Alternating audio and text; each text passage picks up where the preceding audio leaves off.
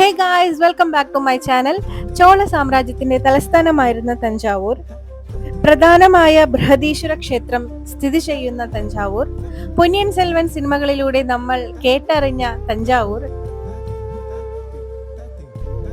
തഞ്ചാവൂരിന്റെ വിശേഷങ്ങളാണ് ഇനി അങ്ങോട്ടുള്ള നമ്മുടെ വീഡിയോകളിൽ ഉണ്ടാവുക.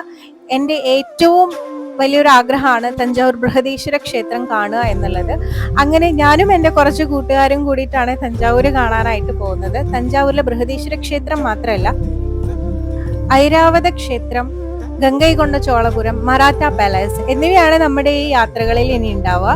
അപ്പൊ ഞങ്ങൾ പോകുന്നത് ഞങ്ങളുടെ ഹോട്ടലിലേക്കാണ്. ആദ്യം തന്നെ നമ്മൾ ഹോട്ടലിലൊക്കെ കയറി ചെക്ക് ഇൻ ചെയ്ത് പിന്നെ നമ്മൾ തഞ്ചാവൂര് കാണാനായിട്ട് പോകുന്നു. അത് നമ്മൾ അടുത്തടുത്ത വീഡിയോകളിലായിട്ടാണ് വരിക. അപ്പൊ ആദ്യമായിട്ട് എൻ്റെ ചാനൽ കാണുവാണെങ്കിൽ ഒന്ന് സബ്സ്ക്രൈബ് ചെയ്തേക്കണേ.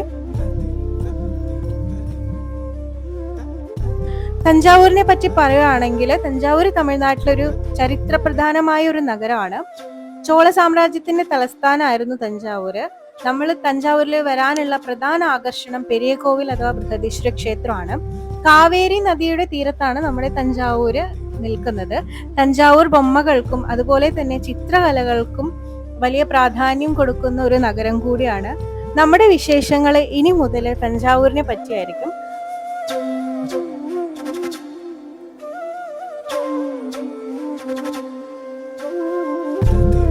രാജരാജൻ ചോളൻ പണി കഴിപ്പിച്ച തഞ്ചാവൂർ ബൃഹദീശ്വര ക്ഷേത്രം അങ്ങനെ തലയെടുപ്പോടുകൂടി നമ്മുടെ മുന്നിൽ നിൽക്കുവാണ്.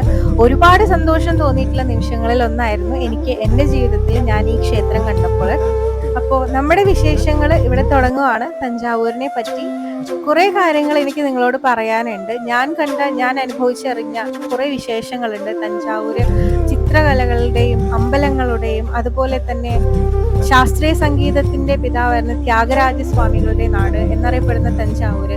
അങ്ങനെ കുറെ വിശേഷണങ്ങളുണ്ട് തഞ്ചാവൂരിനെ പറ്റി. ചാനൽ ആദ്യമായിട്ടാണ് കാണുന്നെങ്കിൽ ഒന്ന് ലൈക്ക് ചെയ്തേക്കണേ, ഷെയർ ചെയ്യുക ആൻഡ് കമന്റ് ചെയ്യുക, സബ്സ്ക്രൈബ് ചെയ്യുക. Thank you for watching and see you in a next video. Bye from Kripa Vlogs.